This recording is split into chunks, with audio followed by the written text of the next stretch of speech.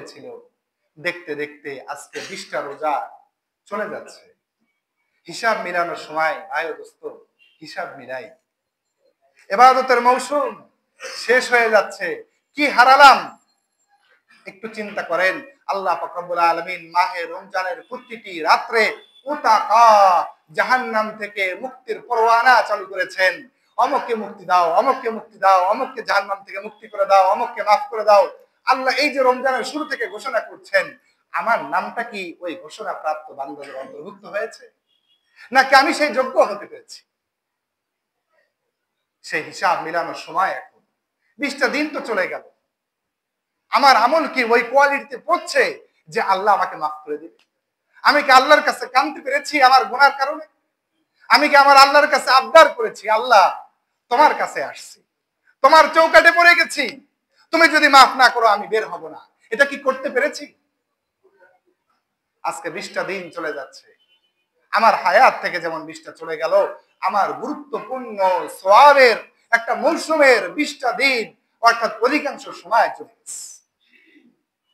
আজকে যদি আমি হিসাব মিলাই, আজকে যদি আমি চিন্তা করি যে আমার 20টা দিন চলে গেল, যে 20টা দিন লক্ষ লক্ষ কোটি কোটি বান্দাকে আল্লাহ পাক রব্বুল আলামিন মাফ করে দিলেন, আমি মাফ পাইলাম না। আমার মতো হতভাগা আর কেউ নাই। হযরতে জিবরাইল আমিন বদদোয়া করেছেন, মাদ আদরাকা রমাদান ওয়া লাম ইউগফার লা, যে ব্যক্তি রমজান পাইল কিন্তু তার জিন্দেগীর গুনাহকে মাফ করানো হলো না, তার জিন্দেগীর গুনাহ মাফ হইল না, তার ধ্বংসের জন্য জিবরাইল আমিন বলেছেন, রাসূল আকরাম সাল্লাল্লাহু আলাইহি ওয়াসাল্লাম যার জবান থেকে কিছু বের হইলেই কবুল হয়ে যায়, তাও মসজিদের ভিতরে মেম্বারে ওঠার সময়, খুতবার আগে দোয়া কবুলের সময়, তখন তিনি বলছেন এই দোয়াতে আমিন। আমি বললাম হ্যাঁ, এই ইবাদতের মৌসুম, এই মাপের মৌসুম পাওয়ার পরেও যে তার জিন্দেগীর গুনাহকে মাফ করাইতে পারলো না, ওর মতো হতভাগা, ওর মতো ধ্বংসপ্রাপ্ত আর কেউ নাই। আমিও আমিন বললাম। দেখেন 20টা দিন চলে গেল, আমি যদি আমার নামটা মাফ প্রাপ্ত বান্দাদের অন্তর্ভুক্ত করাইতে না পারি, আমার মতো হতভাগা আর কেউ নাই।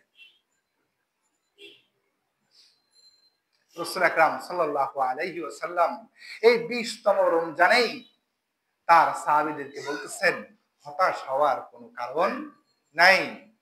তুমি হিসাব করো, তোমার ছুটে গেছে, এটার জন্য তুমি আফসোস না করে সামনের জন্য তুমি কি করো, চেষ্টা করো। সামনে কি আছে?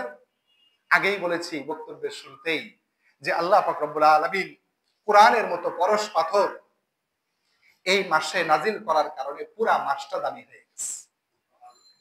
পুরা মাসের ভিতরে যেই রাত্রে দান করেছেন এই কোরআনটা, আল্লাহ পাক রব্বুল আলামিনের লওহে মাহফুজ থেকে দুনিয়ার আসমান, প্রথম আসমানে যখন তিনি এটা নাজিল করলেন, যেই রাত্রিতে একবারে, আল্লাহ পাক রব্বুল আলামিন এই ক্ষেত্রে শব্দ ব্যবহার করেছেন আনজালনা।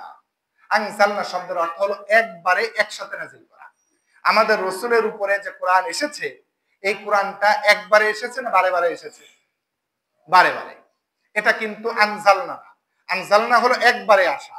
আল্লাহ পাক রব্বুল আলামিন একবারে কোরআনে কারীমকে শুরু থেকে নিয়ে শেষ পর্যন্ত, সূরা ফাতিহা থেকে নিয়ে নাস পর্যন্ত, এটা শবে কদরের রাত্রিতে লওহে মাহফুজ থেকে দুনিয়ার প্রথম আসমানে তিনি পাঠিয়ে দিয়েছেন। ওই রাত্রটার সম্মান পুরা মাসের নয়, পুরা বছরের নয়, হাজার মাসের চাইতেও উত্তম বলে আল্লাহ পাক রব্বুল আলামিন ঘোষণা করেছেন। ইন্না আনজালনাহু ফি লাইলাতিল কদর। আমি এই কোরআনে কারীমকে নাজিল করেছি একসাথে, একবারে লওহে মাহফুজ থেকে দুনিয়ার আসমানে পাঠিয়ে দিয়েছি শবে কদরের রাতে। কোন রাতে? শবে কদরের রাতে। ওয়া মা আদরাকা মা লাইলাতুল কদর। নবী আপনার জানা আছে কি শবে কদরের মর্যাদা কতটুকু? কোরআনে কারীমের নাজিল হওয়ার কারণে শবে কদরের ওই রাত্রটি একটি মাত্র রাত্র, তার মর্যাদা কত আল্লাহ পাক রব্বুল আলামিন নিজে উত্তর দিচ্ছেন, লাইলাতুল কদরি খায়রুম মিন আলফি শাহর। ওই রাত্রটি হাজার মাসের চাইতে উত্তম। হাজার মাস যদি হিসাব করেন 12 দ্বারা, এটাকে যদি ভাগ করা হয় তাহলে 83 বছর 4 মাস আসে। কত আসে? 83 বছর 4 মাস। একটা রাত্র 83 বছর 4 মাস ইবাদতের চাইতেও উত্তম। এই রাত্রে কি হয়? এই রাত্রে তো একবার কি হয়েছিল, কোরআনে কারীম নাজিল হয়েছিল। এখন কি হয়? প্রতি বছরই তো এই রাত্রটা ঘুরে ঘুরে আসে। এই রাত্রে কি হয়? আল্লাহ পাক রব্বুল আলামিন তার কোরআনে কারীমের ভিতরে বলতেছেন, তানাজ্জালুল মালাইকাতু ওয়ার রূহু ফিহা বিইذনি রাব্বিহিম মিন কুল্লি আমর। তানাজ্জালুল মালাইকা, সমস্ত ফেরেশতারা এই রাত্রিতে আসমান থেকে জমিনে অবতরণ করে। তানাজ্জালুল মালাইকাতু ওয়ার রূহু, রাসূল আকরাম সাল্লাল্লাহু আলাইহি ওয়াসাল্লামের ইন্তেকালের সাথে সাথে জিবরাইলের আর দুনিয়াতে আসার প্রয়োজন নাই, কারণ জিবরাইলের দায়িত্ব ছিল নবীদের কাছে ওহী পৌঁছানো। কিন্তু শবে কদরের রাত্রে যে বান্দা আল্লাহ পাক রব্বুল আলামিনের ইবাদতের জন্য দাঁড়িয়ে যায়, আল্লাহ পাকের জিকিরের জন্য মশগুল হয়ে যায়, আল্লাহ পাকের জিকির নিয়ে আল্লাহ পাকের কুদরত নিয়ে মুরাকাবা করে, জিবরাইল আমিন তার সাথে সাক্ষাৎ করার জন্য ফেরেশতাদের একটা দল নিয়ে দুনিয়াতে অবতরণ করে। বুখারীর হাদিসে আছে, ফি কাবকাবাতিন মিনাল মালাইকা, ফেরেশতাদের বিশাল একটা বাহিনী নিয়ে তিনি অবতরণ করেন। সাথে কি নিয়ে আসেন? সালামুন, আল্লাহ পাক রব্বুল আলামিনের একটা নাম কি? সালাম, শান্তি। একটা বিশেষ ধরনের রহমত নিয়ে এই ফেরেশতারা আল্লাহ পাক রব্বুল আলামিনের জমিনে অবতরণ করেন। এই যে সালাম, শান্তিটা কতক্ষণ পর্যন্ত থাকে? মাগরিবের নামাজের পর থেকে, অর্থাৎ যখনই সূর্য ডুবে গেল, এখন থেকে লাইলাতুল কদর শুরু হয়ে গেল। ইফতারিও শুরু, লাইলাতুল কদরও শুরু। কতক্ষণ পর্যন্ত? হাত্তা মাতলাইল ফজর, ফজর উদিত হওয়া পর্যন্ত এই সময়টা চলতে থাকে। একটি মুহূর্ত আমার অন্য কাজে কাটানোর কি নাই, সুযোগ নাই। কারণ বড় দামি সময়, বড় গুরুত্বপূর্ণ সময়। আমি এখান থেকে একটা মিনিটকে ছুটায় দেওয়া মানে 83 বছরের আমলকে ছুটায় দেওয়া। একটা মিনিট, 10টা মিনিট আমার এই সময় থেকে চলে যাওয়া মানে 83 বছর আমার ওই সময়টা বসে থাকার মতো। এই রাত্রের একটা মুহূর্ত যদি আমি ফেসবুকে কাটাই, এই রাত্রের একটা মুহূর্ত যদি আমি অন্য কাজে কাটাই, তো 83 বছর আমার অন্য কাজে কাটানোর মতো হয়ে যাবে। আর যদি আমি এই রাত্রের এই মুহূর্তগুলাকে ইবাদতের ভিতরে কাটাইতে পারি, তো 83 বছর ইবাদতে কাটানোর সওয়াব আল্লাহ পাক রব্বুল আলামিন আমার আমলনামায় দিতে থাকবেন। এটা তো গেল কোরআনে কারীমের আয়াত। হাদিসের ভিতরে দেখেন লাইলাতুল কদর সম্পর্কে কি বলা হয়েছে? মান কামা লাইলাতুল কদরি ঈমানাও ওয়া ইহতিসাবা গুফিরা লাহু মা তাকাদ্দামা মিন যামবি। যে ব্যক্তি লাইলাতুল কদরের রাত্রিতে ঈমান এবং ইহতিসাবের সাথে, ঈমান কি জিনিস? আল্লাহ পাকের উপরে বিশ্বাস, আখিরাতের উপরে বিশ্বাস, শবে কদরের উপরে বিশ্বাস, যে আমি এই রাত্রে যদি আমল করি আমার আমলনামায় সওয়াব হবে। এই রাত্রটি সত্য, এই রাত্রের মর্যাদা আছে, আমার আল্লাহ এক, আল্লাহ আমার পথ প্রদর্শনের জন্য কোরআন পাঠিয়েছেন। এই ঈমান যদি আমার ভিতরে থাকে আর মনের ভিতরে যদি আশা থাকে যে আমি শবে কদরে দাঁড়াচ্ছি, আল্লাহ তাআলা আমাকে হয়তো এটার দ্বারা সওয়াব দান করবেন, আমাকে মাফ করে দিবেন। বনি ইসরাইলের 1000 বছর হয়তো আমি ইবাদত করতে পারবো না, কিন্তু শবে কদরের এক রাত্রে ইবাদত করে আমি সেই বনি ইসরাইলের ব্যক্তির চাইতে সওয়াব আমার বেশি হবে, হিজকিল আলাইহিস সালামের আমলের চাইতে আমার আমল বেশি হবে। এই যদি আশা থাকে, এই দুইটা জিনিস, একটা হলো ঈমান আর একটা কি? আশা। ঈমান ওয়া ইহতিসাবা, দুটি জিনিস যদি আমি করতে পারি, গুফিরা লাহু মা তাকাদ্দামা মিন যামবি। রাসূল আকরাম সাল্লাল্লাহু আলাইহি ওয়াসাল্লাম বলতেছেন, তোমার জিন্দেগীর কত আর গুনাহ করছো, গুফিরা লাহু মা তাকাদ্দামা মিন যামবি, তোমার জিন্দেগীর সব গুনাহ মাফ করে দেওয়া হবে। গুনাহমুক্ত আমরা কেউ আছি? গুনাহ হয়েই যায়। আল্লাহ তাআলা মাফ করার জন্য কত সুন্দর তরিকা দিয়েছে। হযরতে মূসা আলাইহিস সালাতু ওয়াস সালামের উম্মতের মাফের জন্য হত্যা করা হতো। গুনাহ করে ফেলেছেন, আরেকজন গুনাহ করেছে, দুজনকে বলা হতো তোমরা একজন আরেকজনকে হত্যা করো। যে শেষে থাকতো তাকে আবার জনগণ হত্যা করে ফেলতো। তাদের তওবা ছিল এমন। কিন্তু আমার আল্লাহ দেখেন কত সুন্দর তওবার সিস্টেম করে দিয়েছেন। আমি শুধু শবে কদরে দাঁড়াবো নামাজের জন্য, গুনাহ মাফ চাইতেও হবে না, আমি শুধু নামাজে দাঁড়াবো, আমার জিন্দেগীর গুনাহগুলো মাফ হয়ে যাবে।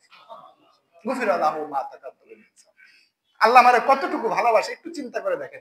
কোরআনে কারিমের ভিতরে বলতেছেন তুমি গুনাহ করার কারণে তোমার আমলনামায় গুনাহ লেখা হয়েছে, জায়গাগুলা ফিল আপ হয়ে গেছে গুনাহ দ্বারা। যখন আমি এটা মাফ করে দেব, মুছে দেব, কেটে দিব, তো আরেকজন দেখলে তো বুঝবে যে এই জায়গায় এই ব্যক্তি গুনাহ করছিল, পরে কেটে দেওয়া হয়েছে, মাফ করে দেওয়া হয়েছে, এজন্য মুছে গেছে। আল্লাহ তাআলা বলছেন ওয়ায়ুবাদদিলু সাইয়্যাতিহিম বিল হাসানাত। কোরআনের আয়াত। আল্লাহ তাআলা বলতেছেন তোমার ওই গুনার জায়গাগুলা যেগুলো আমল নামায় তোমার গুনাহ করার কারণে লিখে পূর্ণ করে দেওয়া হয়েছিল, ওই জায়গাগুলো শুধু আমি মুছে দেব তা না, ইউবাদদিলু সাইয়্যাতিহিম বিল হাসানাত, তোমার ওই গুনার জায়গাগুলা আমি সওয়াবের দ্বারা পরিপূর্ণ করে দেব। বুঝার উপায় নাই। আমার যে এখানে গুনাহ ছিল, আমি আমার আল্লাহর সাথে যদি মুআমালা করতে পারি, আল্লাহ গুনাহ হয়ে গেছে, শয়তানের ধোঁকায় পড়ে পড়ছি, তুমি তো শয়তানরে বানাইছো, আমারেও বানাইছো, আল্লাহ তুমি ছাড়া আমার কোনো ইলাহা নাই, তুমি আমার জিন্দেগীর গুনাহগুলো মাফ করে দাও। যদি আমি আমার আল্লাহরে ম্যানেজ করতে পারি, যদি আমি আমার আল্লাহর কদমে পড়ে যেতে পারি, যদি আমার আল্লাহকে আমি নিজের করে পেতে চাই, এভাবে যদি মাফ চাই, আল্লাহ আমার জিন্দেগীর গুনাহগুলো মাফ করে দিয়ে ওই জায়গাটা সওয়াবের দ্বারা পরিপূর্ণ করে দিবে। এই শবে কদর তৃতীয় নম্বর বিষয়, কবে এই শবে কদরটা কবে? বুঝলাম এটা হাজার মাসের চাইতে উত্তম, কিন্তু কবে কবে এই জিনিসটা আল্লাহ পাক রব্বুল আলামিন তার নবীকে জানায় দিয়েছেন যে নবী অমুক তারিখে শবে কদর, আপনি আপনার সাহাবীদেরকে জানায় দেন। রাসূল আকরাম সাল্লাল্লাহু আলাইহি ওয়াসাল্লাম সাহাবীদেরকে জানানোর জন্য আসতেছিলেন। আসতে যেয়ে দেখেন দুইজন ব্যক্তি ঝগড়া করছে। ঝগড়া থামাইতে থামাইতে রাসূল আকরাম সাল্লাল্লাহু আলাইহি ওয়াসাল্লাম শবে কদরের রাত্রটা কোন তারিখে, নির্দিষ্ট কোন তারিখে এটা ভুলে গেছেন। রাসূল আকরাম সাল্লাল্লাহু আলাইহি ওয়াসাল্লাম বলতেছেন তাদের ঝগড়া দেখে আমাকে ভুলাইয়া দেওয়া হয়েছে। এই হাদিসের দ্বারা দুটি জিনিস বুঝার আছে, চিন্তার আছে। কত ঝগড়াই না করি, সামনাসামনি ঝগড়া করি, মোবাইলে ঝগড়া করি, বাড়িতে ঝগড়া করি, বাইরে ঝগড়া করি, ঝগড়া আর কোনো শেষ নেই। শবে কদরের মতো এমন মহান রাত্রের তারিখ তার নবীকে ভুলাইয়া দেওয়া হয়েছে পাশের ব্যক্তির ঝগড়ার কারণে। নবীর ঝগড়া না, সামনে ঝগড়া করছে, রহমত উঠে গেছে, আর আমি নিজে ঝগড়া করি আর আল্লাহর কাছে রহমত চাই। চিন্তার বিষয়। রাসূল আকরাম সাল্লাল্লাহু আলাইহি ওয়াসাল্লাম একটা হাদিস আছে, যদি তোমার সাথে কেউ রমজান মাসে ঝগড়া করতে আসে তাকে জানায়া দাও আনা সাইম, আমি রোজাদার, এই কথা বলে দাও। তাহলে আমাকে রাসূল কি শিক্ষা দিচ্ছেন?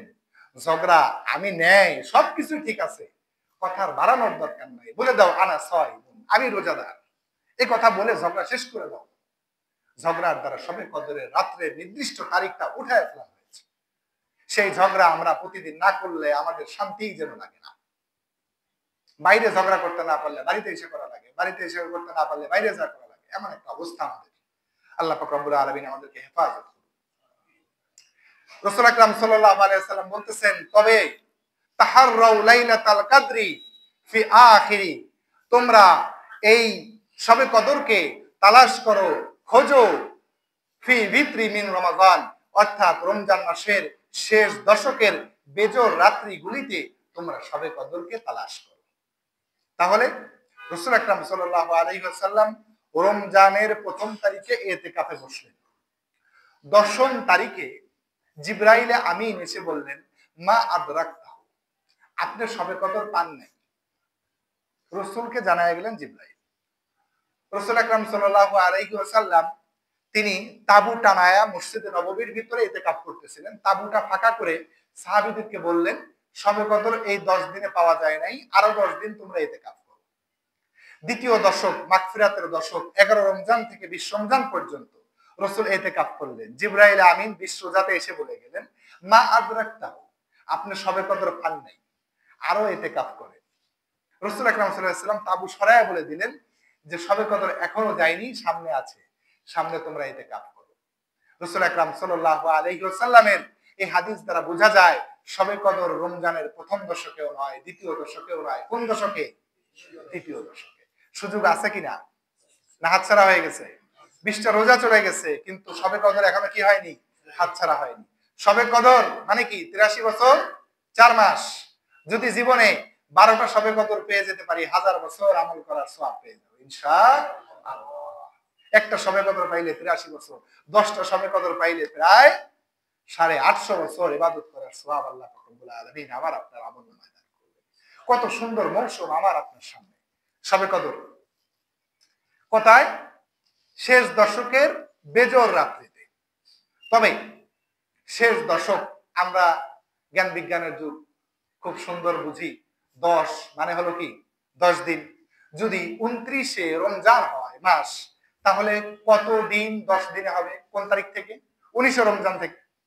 আর যদি 30-এ মাস হয়, তাহলে শেষ দশক কত থেকে হবে?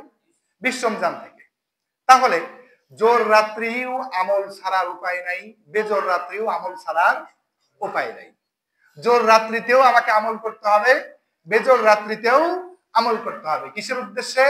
শবে কদরের উদ্দেশ্যে। শবে কদরের উদ্দেশ্যে আমি যখন জোর বেজোর রাত্রে আমল করব, এই আমলটা রাত্রেই তো, দিনে তো না। দিনে আমার কাজ কাম যাই থাকুক, আমি যদি রাত্রটা মসজিদে কাটায় ফেলতে পারি, আমার রাত্র ইফতার থেকে নিয়ে সেহরি পর্যন্ত যদি আমি মসজিদে কাটাই, ঘুমায়েও কাটাই, আমার সারা রাত্র ইতিকাফের সওয়াব আমার আমলনামায় লেখা হইতে পারে। সারাদিন অফিস করে আসছি, কষ্ট লাগছে, তারাবি করলাম, সবকিছু করলাম, মসজিদে ঘুমায় গেলাম, আবার সকালবেলা সেহরি খেয়ে ফজর নামাজ পড়ে কাজের জন্য বের হয়ে গেলাম। তারপর সারা রাত্র আল্লাহর দরবারে মাফের জন্য পড়ে থাকলে যে সওয়াব হয়, সে সওয়াব আল্লাহ পাক রব্বুল আলামিন আমার আমলনামায় দান করবে। তো ইনশাআল্লাহ আমরা এই রাত্রে এখানে একটু কোনো মুহাসাবা একটু দেখতে চাই, আমরা আমাদের জিন্দেগিতে ইতিকাফ করেছি এমন একজন দেখান তো দেখি। যে কজন আছেন একটু হাত তুলে দেখান যে আমার জিন্দেগিতে আমি ইতিকাফ করেছি। আলহামদুলিল্লাহ, আলহামদুলিল্লাহ, আলহামদুলিল্লাহ। রাসূল আকরাম সাল্লাল্লাহু আলাইহি ওয়াসাল্লাম তার জিন্দেগির মদিনার জীবনের কোন রমজানে ইতিকাফ তিনি ছাড়েন নাই। অথচ আমরা এতজন, এর ভিতরে মাত্র 2-3 জন কি করেছি? ইতিকাফ করেছি। তাহলে দেখেন, ইতিকাফ 10 দিনই করতে হবে জরুরি না। 10 দিন পারলে তো আলহামদুলিল্লাহ, সুন্নতে মুআক্কাদা রাসূলের সাথে মিলে গেল। আল্লাহকে বলতে পারবো, তোমার রাসূলের সাথে মিলায় ইতিকাফ করছি, তুমি আমারে maaf করে দাও। আমার আমলনামা আমার শবে কদর দ্বারা ভরপুর হয়ে যাবে, আমার আমলনামায় শবে কদরের আমল দ্বারা ভরপুর হয়ে যাবে। যদি এটুকু করতে না পারি, অন্তত রাতটা মসজিদে কাটানোর জন্য তৈরি আছেন ইনশাআল্লাহ? ইনশাআল্লাহ। আল্লাহ পাক রব্বুল আলামিন আমাদের প্রত্যেককে, যাদের কাছেই এই মাইকের আওয়াজ পড়ছে, যাদের কান পর্যন্ত, আমাদের প্রত্যেককেই এই ইতিকাফ করার তৌফিক দান করুন। একদিন করে শুরু করেন না, 2 দিন করে শুরু করেন, আস্তে আস্তে দেখবেন এটা বাড়তেছে, বাড়তে বাড়তে দেখবেন যে ইনশাআল্লাহ নিজের জিন্দেগিতে আমল ভরপুর হয়ে গেছে।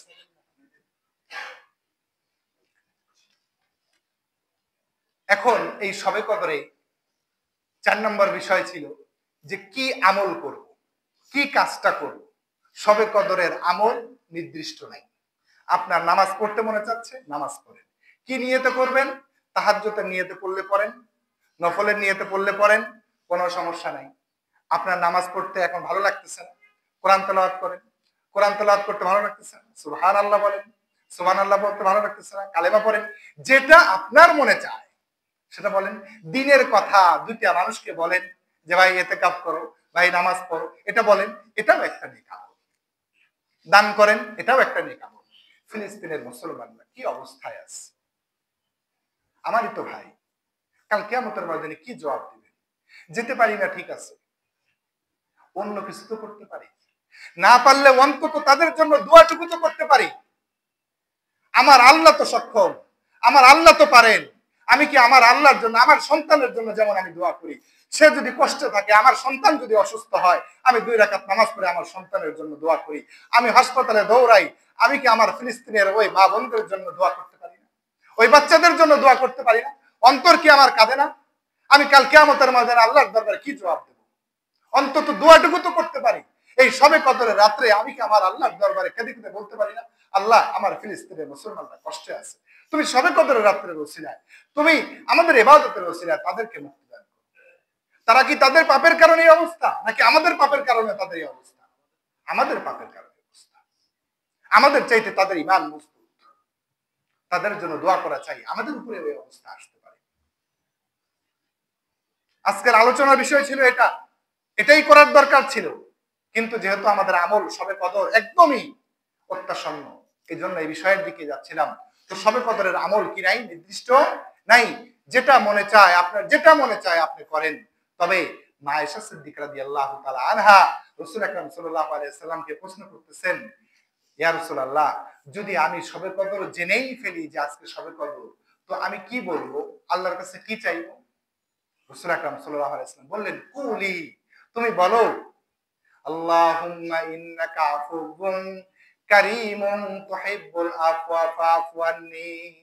ছোট্ট একটা দোয়া বলতে পারি না আমরা? সবাই মুখে মুখে বলি, আল্লাহুম্মা ইন্নাকা আফুউন তুহিব্বুল আফওয়া ফাআফু আন্নী। এখানে কারীম শব্দ আসছে কোন রাওয়ায়াতে, কোন শব্দের কারীম শব্দ আসেনি। তিরমিজির রাওয়ায়াত, ইবনে মাজাহর রাওয়ায়াত। কি শব্দটা বললাম? আল্লাহুম্মা ইন্নাকা আফুউন কারীমুন তুহিব্বুল আফওয়া ফাআফু আন্নী। যদি আরবিতে, ছোট্ট একটা দোয়া, মুখস্থ করতে বেশি সময় লাগবে না, একটু লিখে নেবেন, ইমাম সাহেব আছে, মুয়াজ্জিন সাহেব আছে, বললেই লিখে দিবে, একটু লিখে লিখে মুখস্থ করে ফেলবেন। মুখস্থ করে এই দোয়াটা শবে কদর রাতে বলা। কি বলছি আমি? আরবিতে তো বললাম, কি বলছি আমি? আল্লাহুম্মা ইন্নাকা আফুউন, আল্লাহ তুমি তো মাফকারী। কেমন মাফকারী? গুনাহ করার পরে শাস্তি হইলেও মাফকারী, শাস্তি না হইলেও মাফকারী, গোপন থাকলেও মাফকারী, প্রকাশ হইলেও মাফকারী। তুমি যদি আমার শাস্তি দাও তাও মাফ করো, শাস্তি যদি না দাও তাও মাফ করো। আল্লাহ শাস্তি দেওয়ার পরেও মাফ করতে পারে, শাস্তি দেওয়ার আগেও মাফ করতে পারে, কিন্তু মাফটা কিন্তু জরুরি। বাবা যদি সন্তানকে মাফ না করে শাস্তি দিল, মাফ যদি না করে, তাহলে ওই সন্তান কি বাবার কাছে যেতে পারবে? আর প্রিয় হতে পারবে? কিন্তু যদি মাফ করে দেয়, শাস্তি দেওয়ার পরেও যদি মাফ করে দেয়, এটাই আমি বোঝার চেষ্টা করব রাসূল কি শব্দটা ব্যবহার করলেন। গফুর বলেন নাই, আফুউন বলছেন। আল্লাহ তুমি শাস্তি দিয়েও যদি আমাকে মাফ করো তাও মাফ করো। তুহিব্বুল আফওয়া, তুমি এই মাফ করতেই ভালোবাসো। ফাআফু আন্নী, অতএব আমার ইবাদত, আমার এগুলাকে কবুল করে নিয়ে আমাকে মাফ করে দাও। এই দোয়াটা আমরা শবে কদরের রাতে বেশি বেশি করার চেষ্টা করব। সময় সংক্ষিপ্ত, একটা কথা না বললেই না। এই শবে কদর ওই ব্যক্তি পাবে যে ইতিকাফ করবে। আর ইতিকাফ একদিন করলে কি হয়? মানি আতাকাফা ইয়াওমান, যে ব্যক্তি একদিন ইতিকাফ করলো তার থেকে 3 খন্দক পরিমাণ জাহান্নাম তার থেকে দূরে সরে যায়। কয় খন্দক? 3 খন্দক। 3 খন্দক, এক খন্দকের পরিমাণ কি? কোন riwayate আসছে 80 বছরের দূরত্ব হলো এক খন্দক। কোন রেওয়ায়েতে আসছে আসমান থেকে জমিন পর্যন্ত যে দূরত্ব, যে আসমানের দূরত্ব আজ পর্যন্ত কোনো বিজ্ঞান বের করতে পারে নাই, বলে যে এটা একটা চোখের ধাঁধা। ওই আসমান থেকে জমিন পর্যন্ত যে দূরত্ব, জাহান্নাম আমার থেকে এত দূরে চলে যাবে। তো জাহান্নামকে এত দূরে পাঠানোর জন্য আমরা ইতিকাফ করতে রাজি আছি ইনশাআল্লাহ। একদিন ইতিকাফ করলে, কয়দিন? একদিন। যদি 10টা দিন ইতিকাফ করতে পারি, জাহান্নাম আমার থেকে কত দূরে চলে যাবে। তাহলে ইতিকাফ করলে আমার 3টা সওয়াব অলরেডি আমার আমলনামায় জমা হয়ে যাবে। 1 নম্বর শবে কদর পেয়ে যাব, 83 বছর 4 মাস লাগাতার ইবাদতের সওয়াব পেয়ে যাব। নাম্বার 2, জিন্দেগীর পিছনের সমস্ত গুনাহগুলো maaf হয়ে যাবে। নাম্বার 3, জাহান্নাম আমার থেকে 30 খন্দক দূরে চলে যাবে। তো ইতিকাফ করতে কারা কারা রাজি আছে ইনশাআল্লাহ?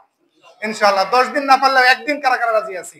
একদিন ইনশাআল্লাহ। সবাই হাত তুলি, সবাই হাত তুলি, সবাই হাত তুলি, সবাই হাত তুলি। একদিন হলেও ইতিকাফ করব ইনশাআল্লাহ। একদিন হলেও ইতিকাফ করব ইনশাআল্লাহ। মাগরিব থেকে নিয়ে মাত্র ফজর, মাগরিব থেকে নিয়ে কত? ফজর। ইনশাআল্লাহ এটুকু পারা যাবে না? ইনশাআল্লাহ। যারা একটু বেশি পারি বেতর রাতে ইতিকাফ করব ইনশাআল্লাহ। আল্লাহ পাক রব্বুল আলামিন আমাদের সবাইকে তৌফিক দান করুন। শেষ সময় শেষ।